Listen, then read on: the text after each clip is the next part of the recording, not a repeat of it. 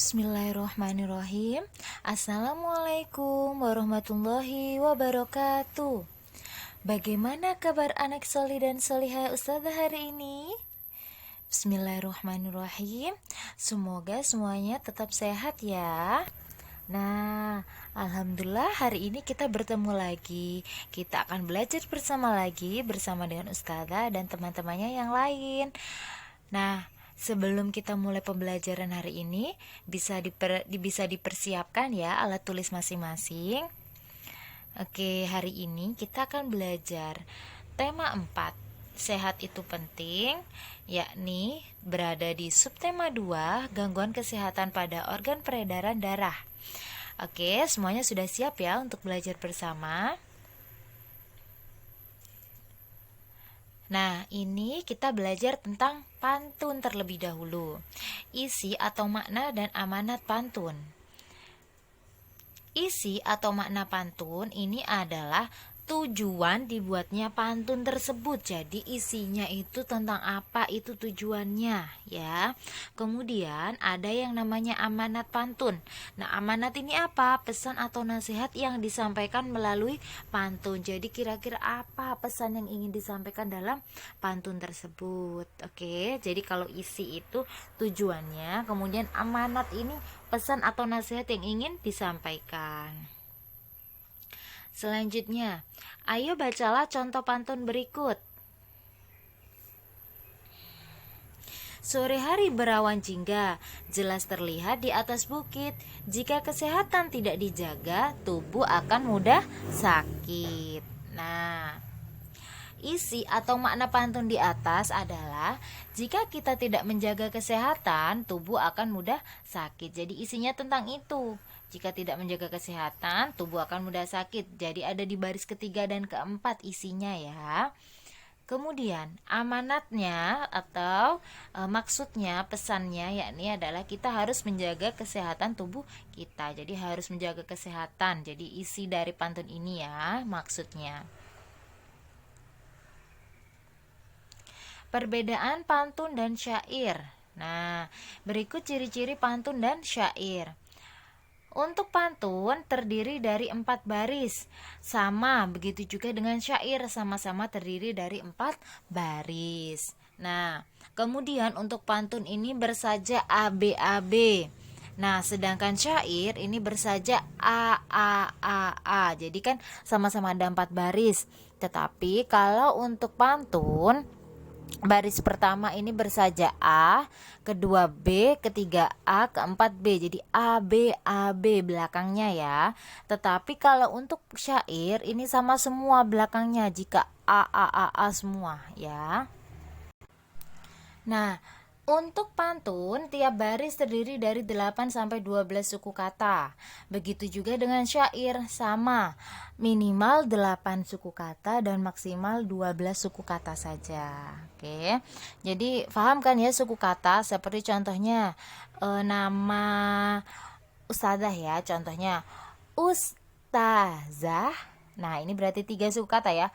Ustazah akan pergi belanja. Nah, ini ada 10 suku kata. Jadi setiap detakannya, setiap hentakannya ini satu suku kata. Jadi ustazah ini ada 3 suku kata ya. Seperti itu ya, paham ya masalah suku kata. Kemudian yang terakhir, isi pada pantun terdiri pada baris ketiga dan keempat. Jadi isinya atau maksudnya ini hanya ada di baris ketiga dan keempat. Sedangkan pada syair ini semua barisnya mulai awal sampai keempat ini adalah isi. Maksudnya seperti itu ya. Ayo perhatikan contoh berikut dan sebutkan perbedaannya. Nah, ini ada pantun, kemudian ada syair. Jadi, untuk pantun, tinggi kokoh berdiri gagah, tumbuh besar si pohon jati. Lebih baik kita mencegah daripada kita mengobati. Jadi, untuk pantun ini sama-sama terdiri dari 4 baris dengan syair ya. Mohon maaf itu yang dipantun sebenarnya 4 baris. Pohon jati itu jadi 1 baris ya. Nah, untuk syair juga sama 4 baris juga ya. Nah, untuk syair kita bacakan ya, jagalah kesehatanmu, jagalah makananmu, agar selamat hidupmu hingga di hari tuamu. Nah, untuk sajanya, jadi coba kalian perhatikan. Untuk saja itu maksudnya bagaimana Ustazah? Saja itu bagian akhir sendiri, coba kalian perhatikan. Pada pantun baris pertama dan ketiga itu sama-sama gagah dan mencegah. Jadi belakangnya sama-sama gah-gah ya. Kemudian baris kedua dan keempat juga sama, jati dan mengobati. Jadi sama-sama titi ya. Jadi sama. Makanya sajanya AB. Ya, seperti itu ya. Untuk syair sajanya sama semua, A. Nah, kalau di sini mu, kesehatanmu, makananmu, hidupmu, tuanmu. Jadi sama semua mulai dari awal sampai akhir ya. Kemudian untuk isinya ini atau maknanya ini pada pantun hanya pada baris ketiga dan keempat. Sedangkan pada syair ini semua barisnya merupakan isi. Nah, itu dia perbedaan antara pantun dan syair ya anak-anak. Selanjutnya, isi atau makna dan amanat pantun berdasarkan usia. Nah, kemarin kan ada pembagian pantun berdasarkan usia ya. Nah, yang untuk pertama yakni adalah pantun anak-anak. Kita lihat contohnya. Pergi ke warung membeli koran, sekalian membeli benang. Ayo bermain kejar-kejaran, badan sehat, hati senang. Jadi, ini adalah contoh dari pantun anak-anak. Isi atau makna pantunnya, ya ini bermain kejar-kejaran membuat badan sehat dan hati senang. Jadi isinya ini ada di baris ketiga dan keempat. Coba kalian perhatikan. Bermain kejar-kejaran ini membuat badan sehat dan hati senang. Kemudian amanatnya atau pesan yang ingin disampaikan, anak-anak sebaiknya bermain agar hati senang. Seperti itu ya. Untuk yang kedua yakni adalah pantun orang muda atau anak muda. Mengangkat batu setinggi bahu, batu diangkat berat rasanya. Jikalah boleh aku tahu baju biru siapa namanya? Nah, isi atau makna pantun tersebut. Nah, keinginan seseorang untuk berkenalan. Jadi kan ketiga dan keempat, jika boleh aku tahu baju biru siapa namanya. Jadi ingin berkenalan ya isinya. Kemudian amanat pantunnya saat berkenalan sebaiknya dilakukan dengan santun. Itu adalah pesannya ya. Nah, itu dia contoh dari pantun orang muda ya. Selanjutnya ini ada contoh dari pantun orang tua. Nah, untuk pantun orang tua ini biasanya berisi nasihat-nasihat. Kita bacakan ya. Sungguh enak buah sukun, hasil panen dari kebun paman. Hidup bertetangga harus rukun agar tercipta ketentraman. Nah, jadi isi atau makna pantunnya yakni adalah hidup rukun menciptakan ketentraman. Nah, jadi di baris ketiga dan keempat, nah harus rukun ya agar tercipta ketentraman. Kemudian amanat pantunnya kita harus hidup rukun. Seperti itu ya. Nah, sekarang kita akan belajar tentang cara membuat dan membaca pantun. Nah, berikut langkah-langkah dalam membuat pantun. Yang pertama, tentukan tema pantun yang akan dibuat. Jadi kita tentukan terlebih dahulu temanya. Mau tentang kesehatan, pendidikan, olahraga, tentang kuliner, atau yang lain sebagainya ya. Jadi ditentukan terlebih dahulu temanya. Kemudian yang kedua, tentukan jenis pantun yang akan dibuat. Entah itu nasihat, pantun jenaka, atau pantun yang lainnya ya. Kemudian yang ketiga, buatlah bagian isi pantun terlebih dahulu. Jadi isinya terlebih dahulu, yakni baris ketiga dan keempat. Kemudian yang terakhir, membuat bagian sampiran pantun. Jadi jadi untuk yang pertama harus membuat isi terlebih dahulu. Jadi baris ketiga dan keempat. Kemudian langkah terakhir baru membuat baris pertama dan kedua. Kita mencocokkan sajaknya yang paling akhir ya. Nah, kemudian Oke, tadi kita sudah belajar tentang pantun. Nah, sekarang kita akan belajar tentang kesehatan pada jantung dan pembuluh darah manusia. Nah, adapun gangguan yang pertama yakni adalah jantung koroner. Jantung koroner itu seperti apa, Ustazah? Nah, ditandai dengan penyumbatan pada pembuluh darah oleh berbagai macam zat, misalnya lemak dan zat kapur.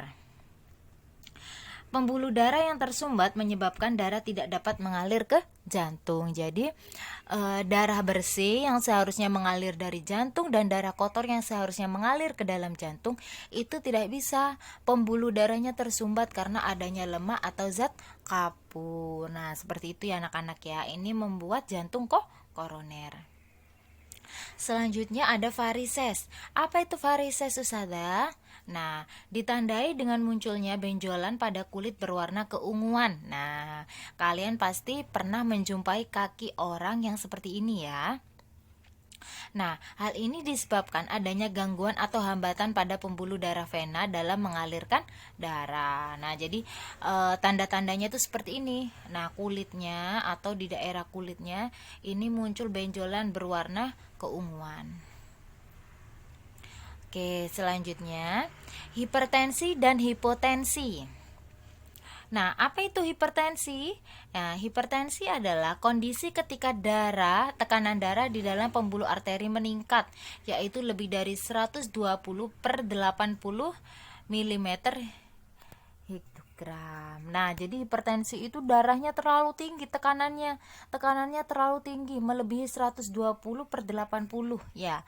Nah, sedangkan Hipotensi ini adalah kondisi ketika tekanan darah di dalam pembuluh arteri menurun. Nah, kalau hiper itu melebihi, kalau hipo ini kurang, jadi tekanannya sangat lemah di bawah 90 per 60. Nah, buat kalian yang kadang suka pusing sampai seperti berkunang-kunang, pusing sampai seperti muter-muter. Nah, itu biasanya tekanan darahnya rendah. Nah, tapi kalau ketika sakit kepala rasanya seperti mau pingsan, nah itu bisa jadi karena tekanan darahnya terlalu tinggi. Seperti itu ya. Gangguan kesehatan pada darah manusia. Nah, jadi gangguan kesehatan pada darah manusia itu ada yang faktor keturunan, ada yang faktor non keturunan. Untuk faktor keturunan ini adalah contohnya hemofilia, yakni suatu kelainan pada seseorang dengan ciri aliran darah sulit terhenti ketika luka. Jadi orang yang mengalami gangguan seperti ini, maka ketika dia terluka maka akan sulit untuk mengering lukanya. Jadi darahnya keluar terus ya. Kemudian ada talasemia. Apa itu talasemia? Kelainan pada seseorang dengan ciri sel darah merah berbentuk bulan sabit. Nah, padahal ciri sel darah merah itu biasanya berbentuk bulat. Nah, ini berbentuk bulan sabit.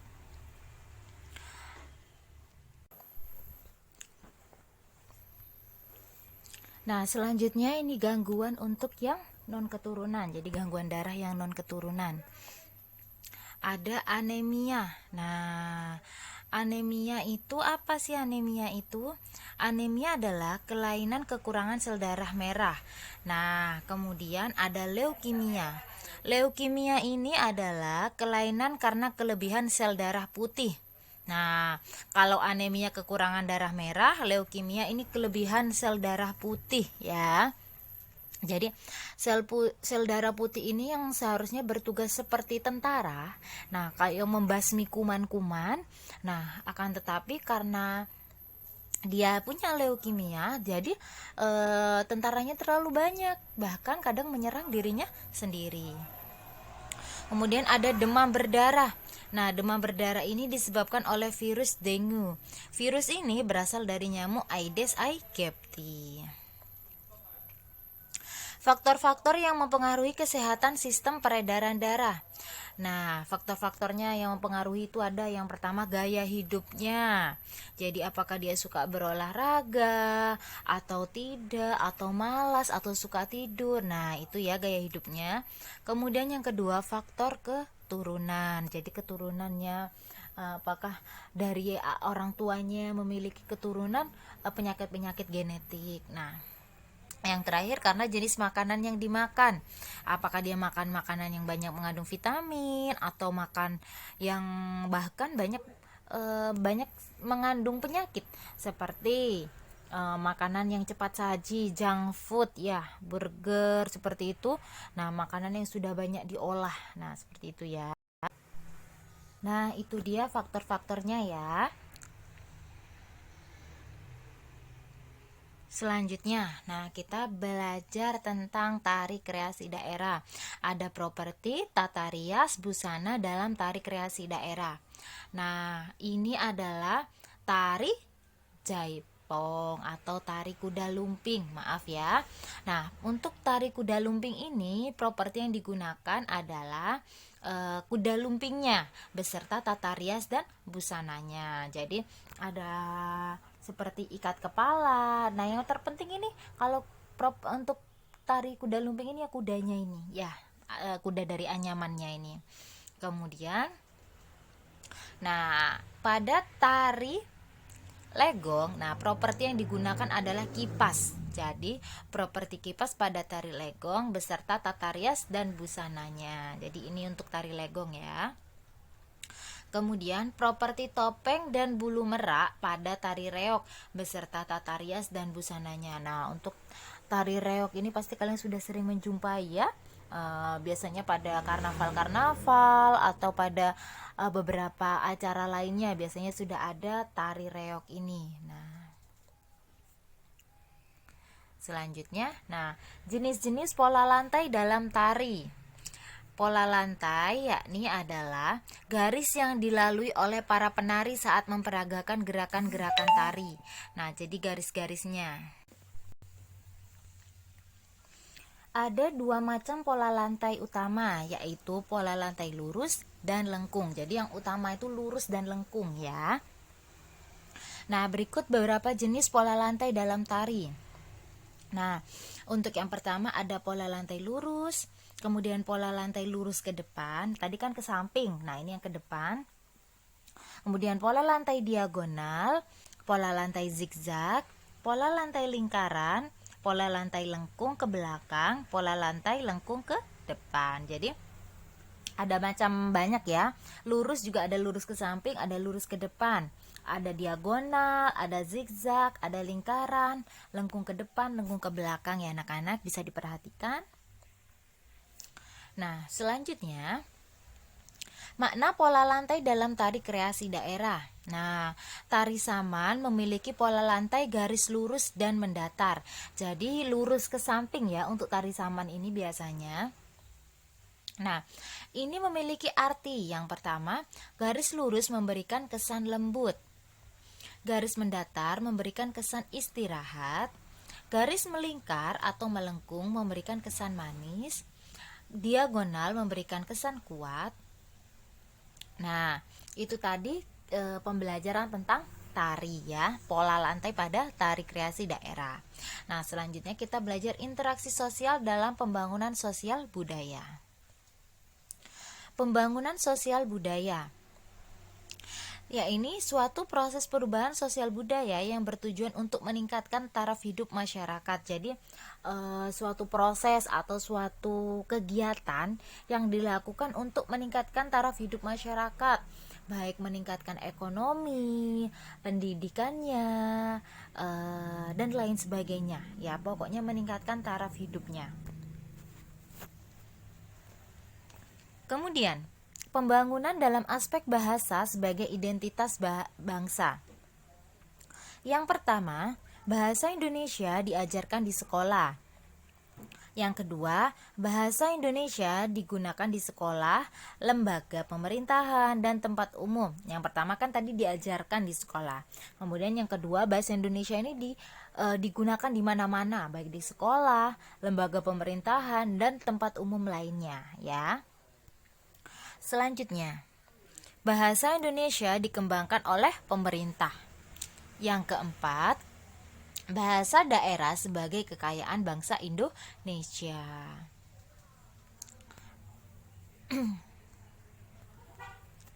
Pembangunan dalam aspek adat istiadat dan tradisi. Nah, Yang pertama, melestarikan adat istiadat di suatu daerah. Nah, caranya seperti itu ya.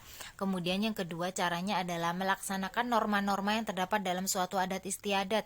Jadi, seandainya normanya apa, jadi kalian melakukan norma-norma tersebut. Norma itu bagaimana, Ustazah maksudnya? Norma itu seperti ajaran atau tradisi. Nah, itu norma-norma ya. Nah, sedangkan pembangunan dalam aspek interaksi dengan alam. Kalau tadi adat istiadat, kalau ini interaksi dengan alam. Yang pertama, yakni mengolah sumber daya alam. Nah, yang kedua yakni adalah membangun sarana prasarana. Nah, itu tadi adalah cara-cara yang digunakan untuk mengembangkan interaksi sosial untuk perkembangan. Nah, selanjutnya tanggung jawab sebagai warga masyarakat dalam pengambilan keputusan. Nah, pengambilan keputusan bersama dalam masyarakat Indonesia biasanya dilakukan dengan cara musyawarah untuk mencapai mufakat. Mufakat itu apa, Ustazah? Tujuan bersama, intinya. Jadi, tujuannya untuk apa? Nah, seperti itu namanya mufakat. Namun, jika kata sepakat tidak tercapai dalam musyawarah, maka dilakukan pemungutan suara atau voting. Nah, awalnya ini musyawarah terlebih dahulu, jadi rembukan, berdiskusi anaknya bagaimana. Tetapi, kalau tidak mencapai kata mufakat, tidak mencapai tujuannya, maka dilakukan voting. Voting itu seperti apa, Ustazah? Nah, voting itu seperti ketika kita melakukan pemilihan ketua kelas. Nah, jadi kita menulis di kertas, nah saya ingin memilih siapa, nah seperti itu namanya voting. Jadi masing-masing dari orang menuliskan keinginannya, menuliskan idenya, seperti itu ya. Tanggung jawab siswa di lingkungan sekolah. Nah, yang pertama adalah belajar dengan tekun. Yang kedua, menjaga kebersihan sekolah. Yang ketiga adalah mengikuti acara di sekolah, misalnya upacara bendera atau lomba antar kelas. Yang keempat, berperan serta dalam pemilihan ketua kelas. Interaksi dalam bidang pendidikan.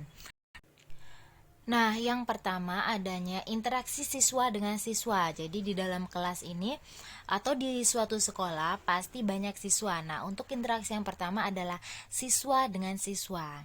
Kemudian yang kedua interaksi siswa dengan guru. Yang ketiga interaksi siswa dengan sumber belajar. Sumber belajar ini apa? Bisa jadi buku, majalah, atau buku yang lainnya. Nah, yang terakhir ada interaksi siswa dengan lingkungannya. Ya, oke. Nah, alhamdulillahirabbil alamin, akhirnya selesai juga pembelajaran kita hari ini. Nah, apabila ada yang masih ingin ditanyakan, bisa langsung bertanya ke Ustazah ya. Tetap rajin belajar, rajin ibadahnya, jaga hafalannya, dan juga jaga kesehatan. Kurang lebihnya Ustazah mohon maaf. Ustazah akhiri, wassalamualaikum warahmatullahi wabarakatuh.